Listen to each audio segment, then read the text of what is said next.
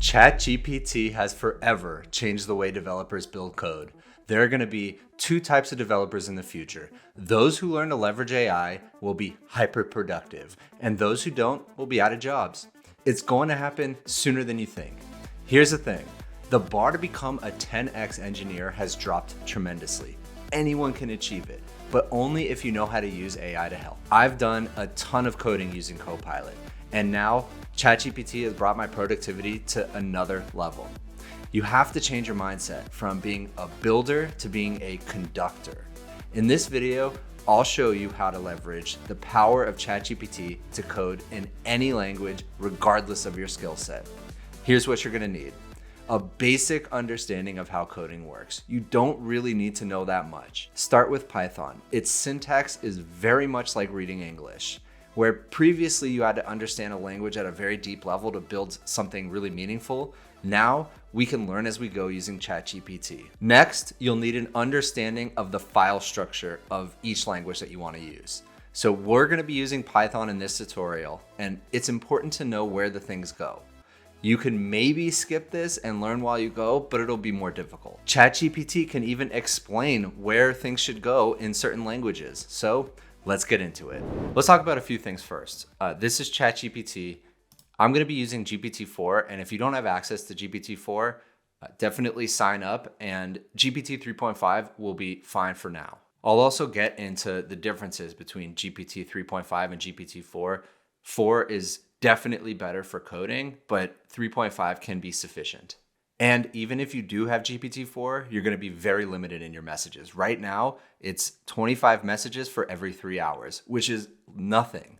So I'm also going to show you how to be very efficient with your prompts. The next thing to note before we dive into the code is the token limits. And tokens are essentially portions of words. It's how many words you can use in your prompt. GPT 3.5 has about 4,000 tokens as the limit, and that's between the prompt and the response, whereas GPT-4 has up to 32,000. So it's much, much bigger, and that means you're able to provide it a lot more code for context as you're building. Now, as your code base grows, you're going to find that providing all the context necessary becomes harder and harder. So what you're going to need to do is name your files really well, name your methods really well, and ChatGPT will actually be able to infer about what the functionality is of each of the files and each of the methods. You can also describe it as a way to kind of compress the context. So let's get into the code. We're going to be building a ChatGPT integration, and essentially what we're going to do is recreate the ChatGPT interface, but make it command line and have it locally enabled. So the first thing I like to do is just discuss the high-level plan with ChatGPT. So let's do that. I want to build a ChatGPT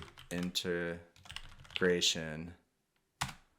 so I can ask questions from the command line. I want to use GPT 3.5 Turbo, and that's because it's extremely cheap to use and it's very, very fast as well.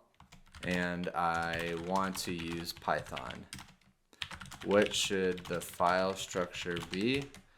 And please provide me with the outline of the code. Now, the more you ask it in each prompt, the better, because you want to be really efficient with the 25 messages per 3 hours that you have. After you reach that 25 message limit, it's going to switch you over to GPT 3.5, which again, it's fine, but GPT-4 is much better right now. So let's go ahead and hit enter, and we'll wait for the output. Now, while that's outputting, one other thing I'm going to mention is I'm using Visual Studio Code. So I have it loaded up with nothing in there, and we're going to create everything from scratch. So to build a chatbot using GPT 3.5 Turbo and Python, you can use the OpenAI API with the OpenAI package. First, you need to install the package if you haven't already. So while it's outputting the rest of this, let's do that. So I'm going to go copy it, and you can also click copy code right there. So I'm going to copy it. I'm going to switch over to Visual Studio Code. I'm going to open the command line, the terminal. That's that little button in the top right. I'm waiting for it to load up, and there it is. So right now we're going to type ls, which tells us all of the files and directories of where we are. So let's change directory CD into the desktop. And now we're going to create a directory called, and what do they want us to call it? ChatGPT CLI. underscore CLI. There we go. Now we're going to change directory into that folder, and we can hit tab to complete. So now we're in that folder. And so the first thing we want to do is install that module. So copy, paste. And I already have it installed, but if you don't, it'll install it. So once we have that done, now it's saying we can create a new directory, which we've done. We need an env file, we need a requirements.txt file, and we need the chatgpt.py file. So let's go ahead and create all three of those. So now that we have that folder created, let's open it up. So I've already done that, but what you're gonna do is click this explore button. There's gonna be an open folder, and then you're gonna navigate to the folder. Now we're in the ChatGPT CLI folder. So right here, you're gonna click this button, which is new file, and we're gonna name it chatgpt.py. By calling it .py, it's automatically going to know that it's a Python file. So save, and the next thing it says we're gonna need is a .env file. So I'm gonna go ahead and click that again. I'm gonna type d.env, enter. Now we have that. And we're not putting anything in there yet, but we're gonna ask ChatGPT to do that. And then we're gonna need a requirements.txt file. So again, hit new file, requirements.txt, enter. Now we have all three files that it says we need there. Next, in the requirements.txt file, add the dependencies. So we're gonna grab that, we're gonna copy it, requirements.txt, paste, hit save. Next, we're gonna need our OpenAI API key. And so that is gonna go in the .m file. So I'll copy that, switch over to the .m file, paste. Now we actually need to put a value in here. So we're gonna go grab that now. So I'll create a new secret key. I'm not gonna name it. There it is, I'm gonna copy. Please know, I will rotate this key before publishing the video, so you don't need to tell me in the comments. Thank you though. So I'll switch back, I'll paste the API key here, we're gonna click save. We'll switch back to ChatGPT.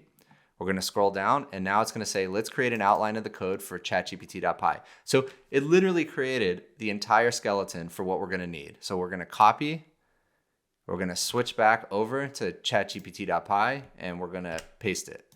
So the nice thing about ChatGPT is it also includes comments a lot of the time. Now the reason that some of these are underlined in yellow is because it can't resolve the module. So that's usually a Python version issue. So we're gonna come down here, and I'm gonna select 3.11.2 because that's the version that I have everything installed on. Okay, now we'll hit save.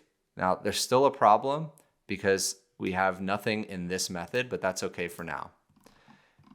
And so next, we'll switch back to ChatGPT. This script sets up a simple command line interface for interacting with GPT 3.5 Turbo. To complete the ChatGPT function, you'll need to call the OpenAI API and handle the response as follows. So the nice thing is it explains it all along the way. So we're gonna copy this function, switch back, and this function gets placed right here. It's a replacement for this. So now it's filling it out for us. So we're gonna click save. Now let's take a look. The one thing that jumps out to me immediately is even though we're saying use ChatGPT 3.5 Turbo, it usually defaults to DaVinci 002, which is the older version. I don't know why it does that. And it says right here in the comment, replace this with the 3.5 Turbo model when it's available. It is available. So let's tell it so. This is our first debugging with ChatGPT. So we're gonna say the ChatGPT 3.5 Turbo API endpoint is available. Please give me the ChatGPT method with 3.5 Turbo. Great. Now that the GPT 3.5 Turbo API endpoint is available, you can update the method as follows. So switches over, model engine, GPT 3.5 Turbo. So interestingly, this is still not correct. This is still using kind of the old architecture. So here's next what we're gonna do. We're gonna open up the GPT 3.5 Turbo API docs, and we're literally gonna copy paste the format that it should be in. So here it is, okay? So we're gonna copy this, and we're gonna switch back, and we're gonna say, that's not correct. Here is the correct usage for GPT 3.5 Turbo. And we just paste it in, and now it knows. Now, it apologizes every time it gets something wrong, which I find quite annoying. I could probably just tell it, hey, you no need to apologize, but it's not worth it. And so it's rewriting the ChatGPT method with 3.5. And there it is. So we can see already, this is chat completion, which is the new version. So let's copy it. And it's already thinking about how to maintain the conversation history, which is nice. So let's switch back because we have this method ready. We're going to highlight the whole thing, paste, and now that should work. So it has the role of system, you're a helpful assistant, and the message, which is the prompt. We'll save, we'll switch back, and here we can maintain the conversation history. So we're going to copy this whole thing, and this replaces the main function right there. Okay. So we import the modules, we load the .m file, we load the API key, we get OpenAI ready, and then we have the two functions that make it work. Let's see what happens. Let's run the Python file. In the top right, the little play button, we're just gonna click play and let's see. There it is. Welcome to ChatGPT CLI, type exit to quit. So let's type an example prompt. Write me a 10-word poem about AI. And we hit enter. Artificial intelligence, endless possibilities, limitless potential. So less than 10 words, but still, that's fine. Now we can say, write me code in Python to count to 100. There it is. It even outputs it with the formatting if we did have something to actually format it. So for I in range 1 to 101, print I. Perfect. Now we're going to extend this a little bit more, but I want to actually walk through a couple nuances that you should know as you're using ChatGPT to code. So first, it might get things wrong. So you actually have to look through it, you have to test it and see what it gets wrong. As you get better and better at coding, you're going to notice little issues even before you test out the code. But it might not know that it's wrong. So what you have to do is give it guidance, and it weighs your guidance heavily. So if you say, I want you to build something like this, even if the way you're telling it to do it is wrong, it's going to follow that. So really be confident in your suggestions to ChatGPT before doing so. Now, you can prompt it and actually have a conversation with it about how to accomplish something. You need to structure that prompt in a certain way so that you're telling it, hey, don't follow my instructions blindly. Talk to me about this. And to do that, you literally just say that. You say, don't just follow what I'm going to tell you to do. Tell me what you think is the best method. Here's what I'm thinking. The next thing to note is ChatGPT will actually keep the context pretty well throughout the history of your conversation. 3.5 does this a little bit worse, but 4.0 does it pretty well. So all of these messages that I've already typed out, it's going to know. So in future prompts, I don't need to say, hey, remember, this is what I'm building. I can just continue. Now let's talk a little bit about how to debug. I'm actually going to walk through an example. So I switched back to Visual Studio Code and I'm going to cause some bugs in this code. So right here, let's change it to 3.0 Turbo, which is not right. So I'm going to Control C to quit out of the command line, and then I'm going to click play again. Welcome to ChatGPT CLI, type exit to quit. So let's say, tell me a poem, 10 words. Now we have a bug, okay? And we actually have error output, which is great. Now what I do is I grab the entire error output, I highlight it all the way up to where I'm running this file. I'm going to copy it. I'm going to switch back to ChatGPT and I'm going to say, I have a bug in the code. Here's the output. New lines, I'll paste it in. And so the last line of the error is going to spell out exactly what's wrong. And hopefully ChatGPT sees that. So hit enter. Apologies for the confusion in the model name. The correct model name should be GPT 3.5 Turbo. Here it is corrected. So there it is. It found the bug immediately. Really, really good. And that's the workflow you should take. Create some code, test it out yourself. If you have any issues, bring that error output back into ChatGPT. Again, you don't actually need to paste all the code every time because it has that context from the previous messages. But at a certain point, ChatGPT will lose context. Now, GPT 4.0, it's a long time and you can continue asking questions without providing it additional context about that original code. But with 3.5, you might have to do that more often. There's no hard and fast rule, just test it out and see what works. If you notice that you're getting the same suggestions that are incorrect over and over again, or suggestions with code that don't make sense, that's when you're gonna need to provide the code again. So I'm gonna switch back, I'm gonna fix the code. Let's test it one more time. Write me a poem, 10 words. Hit enter. And there it is. Great. So next, let's extend the code a little bit to make it a little bit more complex. I'm not even going to decide how to extend the code. Let's ask ChatGPT how to do that. I want to extend this code more. I don't know what cool features I should add. What do you think? Okay, there are many potential features you can add. Here are some suggestions. Conversational context management, save the conversation history in a file so that the chatbot can remember the past conversations. Great. Multi-user support, fine. Rich media support, that's cool. Personalization, timed responses, so we can actually simulate typing the way that ChatGPT does. That's pretty cool. Sentiment analysis, language translation, a voice interface, integration with external APIs. So it gave me 10 suggestions. These are wonderful. So I really like number 5. So let's ask ChatGPT to give us that one. Tell me how to build number 5. To implement timed responses that simulate typing, you can use the time.sleep function to add a delay before displaying the chatbot's response. Okay, so it's giving us a method. It's giving us the modules we need. Let's give it a try when it finishes outputting this code.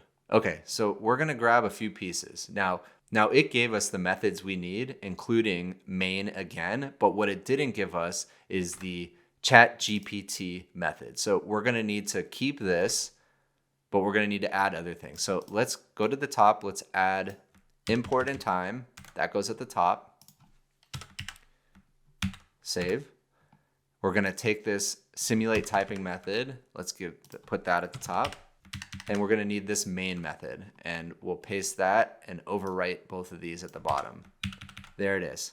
So I did that in a matter of seconds. So we'll Control C out of here. I'm gonna Command K to clear the console, and I'm gonna push play again. And let's see if it works.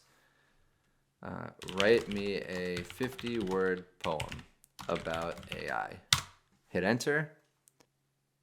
ChatGPT is typing, and there it is. That's okay. I want something different. I want it to type out like it does in ChatGPT, so I misunderstood that. That's not quite what I want. I want to output the text the same way that ChatGPT does by simulating someone typing each word. Here we go. Got it. To simulate someone typing each character in the response, you can add a delay between printing each character. And this is the iteration loop. You ask ChatGPT for something, you try it out, you find what works, what doesn't work, and then you continue to iterate with ChatGPT. It's really such a nice process. Okay, so let's grab what we need. We already have import time and import random. We do not have simulate typing character, so let's put that at the top. We may not need simulate typing anymore, but we'll leave that for now. We're gonna need the display response. Put that right there. And then it gives us the main function again. Let's copy that, and we'll go down to the bottom, and we'll paste that in. And we're going to exit out of here, clear the console, and let's try it again. Write me a poem, 50 words. There it is. Now you can actually see it typing out each character, which is pretty cool. Now, this isn't exactly like how ChatGPT outputs things because it does it by chunks, and we could ask it to do that, but feel free to do that yourself. Now, one last thing I want to reiterate is that as your code base becomes bigger and more complex, it's going to be more and more difficult to provide all the context to ChatGPT. And that's okay. And what we'll do is as we get better at coding, we'll take the parts of the code that we think are the context necessary to give us the response we want and paste that back into ChatGPT when necessary. And the more you use ChatGPT to partner with you on code, you're going to figure out where its limits are, and you're going to get better and better and quicker with it. And of course, ChatGPT is going to get better over time. The last thing to note is I'm really excited for GitHub Copilot X, which is essentially GitHub Copilot plus ChatGPT in one. So I think it's going to solve a lot of these context issues when it's launched. So I'm looking forward to that. If you have any questions about how to use ChatGPT as a coding partner, drop it in a comment below. I'm happy to answer all those questions. Maybe I'll make a follow-up video answering them more in depth. If you like this video, please consider giving a like and subscribe, and I'll see you in the next one.